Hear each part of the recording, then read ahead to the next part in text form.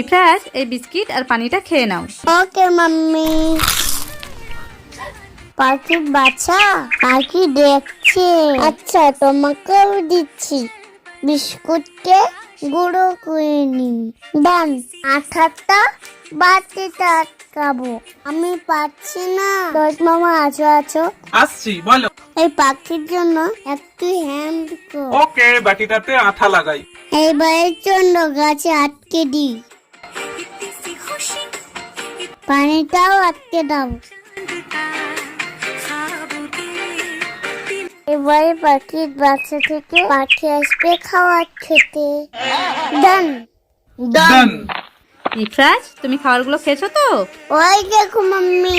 Wow, তোমার খাবারটা তো পাখি খাচ্ছে। খুব ভালো করেছো সোনা। চলো আমরা সামনে থেকে দেখি। মাম্মি, পাখি খাবার খাচ্ছে। হ্যাঁ গো মোনা।